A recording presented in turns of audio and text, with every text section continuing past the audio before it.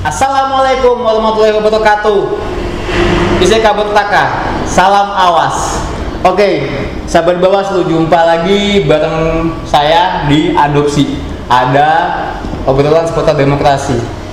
Baik, ya setelah lama kita vakum, baru kali ini kita ada kesempatan untuk tag video lagi dengan tamu yang istimewa ya. Kita kedatangan tamu untuk diskusi kali ini. Beliau merupakan salah satu pimpinan Bawaslu Kota Balikpapan, koordinator divisi sengketa ya, penyelesaian sengketa. Oke, langsung saja. Selamat datang Bang Dedi. Selamat datang di Bawaslu Kabupaten Penajam Pasir Utara. Selamat datang Bang. Gimana Bang keadaan? Alhamdulillah Sehat-sehat saja ya. Alhamdulillah. Baik. Bang Dedi, saya panggil Bang aja ya, nggak usah Pak. Betul. Saya biasa dipanggil Bang Dedi. Bang Dedi. Ya Bang Dedi. Untuk Balikpapan ini kan ada pilkada ya tahun. Betul, ya, betul. nah, Ya, di tahun 2020. Ya. Dibagi dong dengan ya sahabat Bawaslu semua ya kan. Dinamika apa yang ada di Balikpapan. Dalam konteksnya ya sengketa, maupun sengketa proses ataupun sengketa hasil kan ada juga. Iya. Baik, terima kasih Mas Danu. Siap. Sudah diberikan kesempatan bicara di sini. Jadi perlu saya sampaikan bahwa di Balikpapan ini salah satu kabupaten kota yang melaksanakan pilkada pada tahun 2020. Ya, Bang. Ya, pemilihan wali kota dan wakil wali kota Balikpapan. Di antara 10 kabupaten kota, kami Balikpapan salah satunya yang pilkada dengan satu pasangan calon.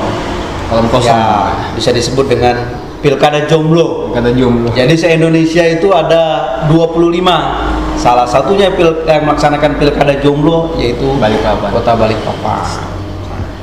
Terkait masalah proses penanganan penyelesaian sengketa, jadi perlu juga kita sampaikan bahwa penyelesaian sengketa itu kan ada dua.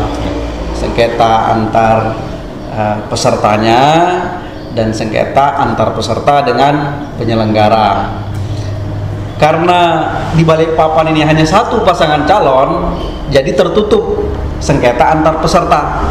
Nah, karena pesertanya hanya satu, tetapi bisa terbuka juga sengketa antar peserta dengan penyelenggara. Kita tahu di awal memang ada pencalonan perseorangan yang dimulai sejak bulan Februari lalu. Nah, ada dua calon itu yang mengajukan diri. Yang pertama dari Kapten Siregar dengan pasangannya, yang kedua Agus Lestito dan pasangannya. Tetapi yang menyerahkan syarat dukungan itu hanya Kapten Siregar ini. Tapi itu pun dia tidak dapat memenuhi syarat dukungan. Ya. Kalau untuk di Balikpapan itu sekitar 9.000 sekian dia harus penuhi, sementara dia hanya dapat memenuhi 29.000 sekian sehingga tidak dapat memenuhi. Dan KPU mengeluarkan berita acara. Sebetulnya berita acara itu bisa digugat di Bawaslu Kota Balikpapan. Nah, itu sebetulnya sengketa peserta dengan penyelenggara. Kemudian pada tahapan berikutnya juga ada pendaftaran pasangan calon, baik itu dari jalur perseorangan, misalkan itu tadi lolos, kemudian ada juga melalui jalur partai politik. Nah, sejak tanggal 4 sampai tanggal 6 dibuka oleh KPU pendaftaran pasangan calon ini, hanya satu yang mendaftar. Kemudian setelah itu sesuai dengan peraturan KPU kan memperpanjang selama 3 hari. Jadi ada waktu jeda 3 hari, tanggal 6 sampai tanggal 6 pendaftaran awal, kemudian dibuka lagi 3 hari untuk masa sosialisasi yang dilakukan oleh KPU. Kemudian 3 hari berikutnya dibuka pendaftaran perpanjangan. Dari tanggal 10 sampai tanggal 13. Tetapi selama proses perpanjangan pendaftaran ini tidak ada satupun juga pasangan calon yang mendaftar, sehingga persis pada tanggal 29 September itu Balikpapan hanya diikuti oleh satu pasangan calon atau pilkada dengan pasangan jomblo. Iya. Menarik ini Bang untuk dibahas ya. Seperti yang kita tahu juga bahwasanya kolom kosong ini kan menjadi ini Bang, apa ya, menjadi tren selalu meningkat di saat ada pilkada. Ya kan, keberadaannya ini selalu meningkat kan kayak gitu. Betul. Sangat menarik sekali. Berkaitan dengan ini Bang, kolom kosong ya, kolom kosong ada nggak sih kejadian ya bisa dibilang unik sih ya, maksudnya saat sengketa proses itu Bang, ada nggak kolom kosong yang bisa ikut misalnya? Nah, kalau daerah yang hanya satu pasangan calon, sebetulnya ada ruang bagi peserta atau pasangan calon yang ada itu untuk menggugat semua putusan sebetulnya yang terjadi pada tahapan tertentu yang merugikan dirinya atau yang merugikan pasangan tersebut untuk menggugat ke KPU. Nah, untuk kolom kosong atau semacam gerakan kota kosong yang ada di Kota Balikpapan itu, mereka tidak memiliki ruang. Nah, itu yang menjadi PR kita. Mereka ini kan lahir belakangan pada saat ditetapkan oleh KPU tanggal 9 September kemarin, dan disitulah mereka lahir. Ternyata ada ruang bagi masyarakat ketika tidak sepakat dengan calon yang ada, dia dapat memilih kolom lain, yaitu kolom yang ada, yaitu kolom kosong. Nah, yang ada di Balikpapan misalkan pilkada kemarin itu memang ya ada gerakan-gerakan kelompok kolom kosong itu Ya masyarakat Bang ya. Dan mereka eksis. Bahkan kalau saya perhatikan hasil pengawasan kita ada 3 kelompok. Yang pertama menamakan dirinya JKK. JKK itu jaringan kolom kosong. Nah, yang kedua RKK. Ya, relawan kolom kosong. Dan yang ketiga BRKK. BRKK ini barisan relawan kolom kosong. Di 3 kelompok ini juga ada ketuanya Bang. Dan mereka ya kalau di pasangan calon namanya kan kampanye. Nah, di mereka itu tidak kampanye, tetapi mereka melakukan sosialisasi terhadap keberadaan kolom kosong itu. Dan memang itu diatur sih dalam Perbawaslu. Ada. Mereka boleh melakukan sosialisasi, tapi ada ketentuan larangannya. Misalkan salah satunya ya, mereka harus melakukan sosialisasi secara berimbang, kemudian tidak menyinggung pasangan yang ada, black campaign dan seterusnya, dan larangan secara umum seperti money politik kasus. Nah, itu yang ada ya terjadi di Pilkada Balikpapan kemarin 2020 ya. Dinamikanya betul. Oke Bang, melanjutin yang tadi obrolan ini. Ya, selain kolom kosong yang kita ketahui kan juga ada pemantau ya. Ada pihak-pihak lain juga yang ikut juga, yaitu serta dalam pilkada itu. Untuk Balikpapan sendiri bagaimana? Nah, di pilkada kemarin tahun 2020 ini ada 2 pemantau yang terakreditasi oleh KPU. Nah, yang pertama adalah KIPP, Komite Independen Pemantau Pemilihan. Itu mereka terakreditasi oleh KPU Kota Balikpapan. Yang kedua, PMII, Pergerakan Mahasiswa Islam Indonesia. Jadi mereka inilah juga ikut memantau proses penyelenggaraan pilkada di Kota Balikpapan. Mereka punya peran memastikan bahwa pilkada ini harus berjalan sesuai dengan ketentuan yang ada, sesuai dengan asas pemilu, prinsip pemilu, jujur, adil dan seterusnya. Nah, mereka juga hadir. Itu Bang, terkait juga tadi bahwasanya ada KIPP, ada PMI, apakah juga mempunyai legal standing untuk menyengketakan dalam proses sengketa proses lah pada ya perlu saya tegaskan bahwa untuk sengketa antar peserta dengan penyelenggara ini kan hanya terbatas peserta, subjek hukumnya itu peserta. Dalam hal ini hanya satu di Balikpapan. Jadi pasangan satu itulah yang dapat mensengketakan di Balikpapan. Tapi menurut pendapat saya pribadi sih, sebetulnya pemantau pemilihan ini karena di lain selain tugasnya itu melakukan pemantauan, mereka juga punya ruang untuk melaporkan segala pelanggaran-pelanggaran yang terjadi pada proses tahapan tersebut. Nah, yang pertama, misalkan yang dapat melaporkan ke Bawaslu itu adalah pasangan calon atau peserta pemilihan. Yang kedua, warga negara, dan yang ketiga, peserta atau pemantau pemilihan. Nah, pemantau pemilihan ini seharusnya juga memiliki ruang dapat menyengketakan proses yang ada pada tahapan penyelenggaraan pilkada ini. Karena kalau pilkada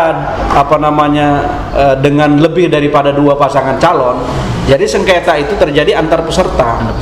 Nah, sementara bagi yang calon tunggal atau pilkada jomblo nih, harusnya diberikan ruang pemantau itu untuk membuat prosesnya. Nah, tapi memang belum diatur aturannya.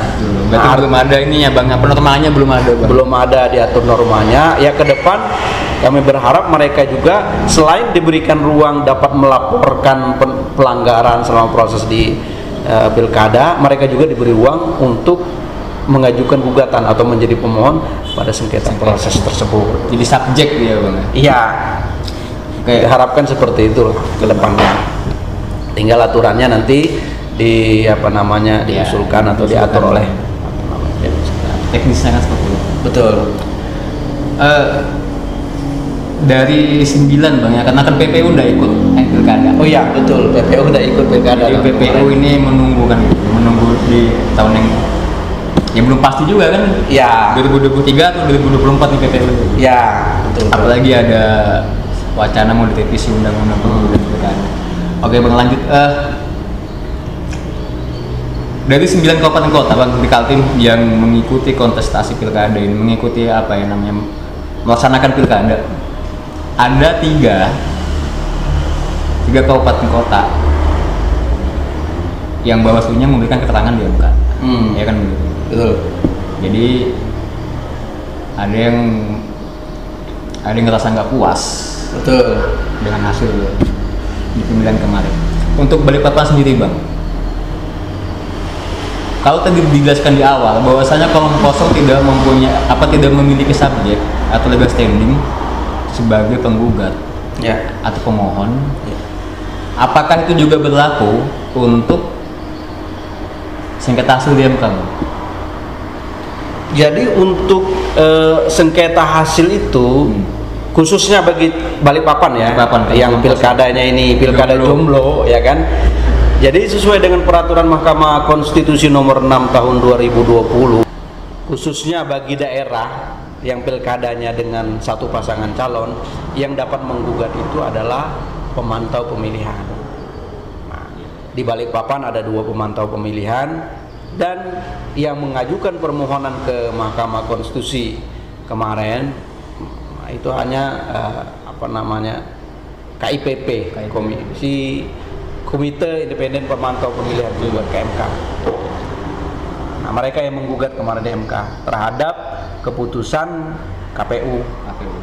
Putusan akhir yang dikeluarkan oleh KPU. Nah, berarti Bawaslu sebagai pihak memberi keterangan Bang di MK. Ya. Nah, yang disiapkan tuh apa aja sih Bang?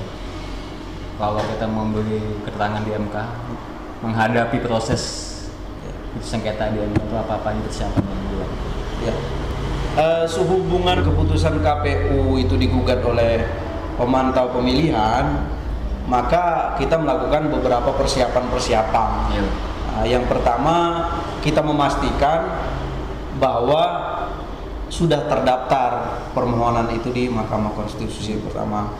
Yang kedua, memastikan bahwa permohonan itu dapat diregistrasi oleh MK, karena Mahkamah Konstitusi kan tidak serta-merta langsung meregistrasi itu. Oh gitu, jadi bukan setiap permohonan langsung diregister Bang ya? Tidak mesti, kan ada proses tahapan verifikasi syarat materi formilnya. Nah, kita pastikan sudah terregistrasi oleh Mahkamah Konstitusi dan ternyata memang permohonannya terregistrasi. Ya.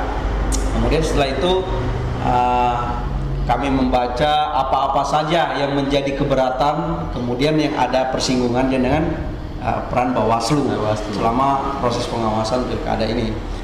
Nah, memang ada beberapa hal yang disinggung oleh oleh pemohon. Nah Bang, berkaitan dengan apa-apa saja tadi itu kan termasuk dalam pokok perkara Bang ya? Ya. Nah itu apa Bang yang berkaitan dengan Bawaslu Bang? Ya, sebetulnya kami sudah pelajari yang ada kaitannya dengan Bawaslu itu proses penanganan kami. Jadi persisnya ada sekitar 6 laporan yang diajukan kepada Bawaslu oleh pemantau pemilihan. Nah, yang dipermasalahkan dalam pokok permohonan di Mahkamah Konstitusi ada 3 permohonan, ada 3 laporan. Nah, 3 laporan itu, laporan yang pertama itu laporan nomor 6, dan itu sudah kita selesaikan. Bahkan KPU sudah melakukan rekomendasi, sudah mengeluarkan surat rekomendasi atau tindak lanjut terhadap rekomendasi yang kami sampaikan kepada KPU. Kemudian 2 laporan juga sudah kami tindak lanjuti. Itu terkait masalah laporan media sosial pasangan calon yang masih melakukan kampanye.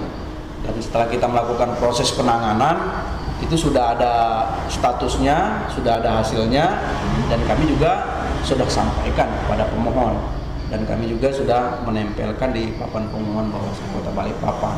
Artinya semua proses mekanisme penanganan pelanggaran sudah kami lakukan. Balikpapan sudah melakukan proses penanganan itu. Jadi sebetulnya sudah tidak ada masalah, sudah clear.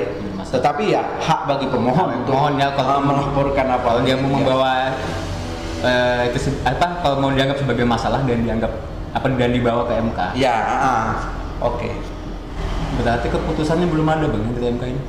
Ya, kemarin tanggal 26 itu sidang pendahuluan. Kemudian pada tanggal 29 Bawaslu menyerahkan bukti-bukti, kemudian keterangan tertulis langsung ke gedung Mahkamah Konstitusi. Ya, kemudian kemarin hari Senin tanggal 1 Februari itu sidang pemeriksaan. Nah, itu banyak hal yang ditanyakan oleh majelis, baik kepada pemohon sendiri, kepada termohon, bahkan hadir juga pengacara pihak terkait, dan kami sebagai pemberi keterangan juga dimintain keterangan oleh hakim majelis. Dan kita sampaikan apa yang sudah kita lakukan selama proses pengawasan penyelenggaraan di Pilkada Balikpapan. Ini kan sudah sampai Bang ya, dari pemohon, dari pihak terkait, dari Bawaslu sendiri sudah memberikan keterangan. Betul. Nah, itu selanjutnya tahapan apa lagi Bang yang akan dilanjut? Proses selanjutnya itu kita menunggu ini. Ya, apakah nanti akan lanjut pada pemeriksaan selanjutnya ataukah diputus putusan selah oleh hakim Mahkamah Konstitusi? Kita masih menunggu dan kita masih mempersiapkan segala hal. Misalkan nanti akan dilanjutnya, kita akan persiapkan mempelajari bukti-bukti yang sudah kita sampaikan secara hard copy-nya. Kemudian ya apapun itu nanti kami masih menunggu informasi dari Mahkamah Konstitusi. Nah, kabarnya sekitar tanggal 15 itu nanti akan ada informasinya. Tanggal 15 bulan Februari. Ya. Oke. Ya, sahabat Bawaslu, ternyata sangat menarik sekali ya kebetulan ini. Jadi dinamika kolom kosong memang ya begitu adanya seperti yang sudah diceritakan sama Bang Dedi tadi. Banyak dinamika bahwasanya kolom kosong juga nggak bisa sebagai subjek Bang ya. Dalam sengketa proses maupun sengketa hasil. Karena belum ada juga norma-norma yang mengatur soal itu. Namun bukan berarti tidak bisa. Toh pada kenyataannya juga ada lembaga pemantau gitu loh, sebagai opsi lainnya gitu. Betul. Untuk melakukan sengketa sebagai pemohon. Betul. Ya, baik sahabat Bawaslu. Sebenarnya ini obrolan juga sangat sayang untuk diakhiri karena sangat menarik sekali. bagaimana dinamika kolom kosong sampai ada gugatan ke Mahkamah Konstitusi Betul. terkait hasil. Nah, tapi karena waktu ya kan dan situasi, ya kita juga harus mengakhiri ya kan pertemuan ini. Oke Bang, sebagai penutup, apa yang mau disampaikan kepada halayak Bang? Ya, saya sebagai koordinator divisi penyelesaian sengketa memang ada beberapa hal yang menjadi catatan besar bagi kita, khususnya bagi daerah yang melaksanakan pilkada dengan satu pasangan calon. Karena saya divisi penyelesaian sengketa, ketika kami mengalami kondisi seperti ini, maka harusnya ada ruang bagi pemantau pemilihan itu untuk dapat menggugat sengketa proses. Walaupun itu sebetulnya belum diatur. Maka harapan saya ke depan, pemantau pemilihan inilah yang memiliki ruang. Karena kalau gerakan kolom kosong, kotak kosong, walau meskipun sebanyak apapun gerakan-gerakan itu, mereka tidak memiliki kedudukan hukum. Ketika mereka mau melapor, misalkan ke Bawaslu, mereka hanya sebagai warga negara. Tetapi pemantau pemilihan memiliki kedudukan hukum, mau melapor ke Bawaslu.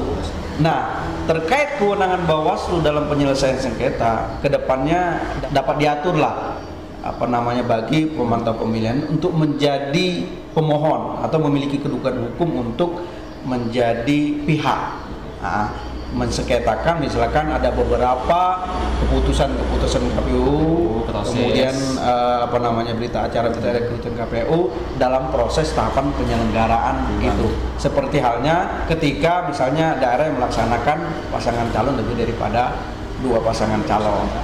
Nah, karena ruangnya sangat tertutup ini. Nah, meskipun permasalahannya luar biasa, misalkan teman-teman gerakan kolom kosong ini mengkampanyekan itu, mensosialisasikan misalnya, ketika pada saat keputusan akhir yang dikeluarkan oleh KPU, mereka pun tidak memiliki legal standing untuk menggugat ke Mahkamah Konstitusi. Yang memiliki legal standing itu justru pemantau pemilihan, Bang ya. Nah, artinya kedepannya pemantau pemilihan ini saja diberikan ruang dapat mensengketakan hasil. Kenapa sengketa prosesnya mereka tidak memiliki ruang atau tidak memiliki legal standing. Nah, kedepannya harapan kita mudahan ini diatur oleh Bawaslu Republik Indonesia, mereka juga dapat untuk dapat mensengketakan sengketa prosesnya. Saya kira begitu. Ya, baik sahabat Bawaslu, sekian podcast adopsi betul serta demokrasi. Next time kita bakal lanjut lagi. Oke, saya akhiri. Wassalamualaikum warahmatullahi wabarakatuh. Terima kasih. Salam awas. Salam awas bersama rakyat, awasi pemilu, bersama Bawaslu tegakkan keadilan pemilu.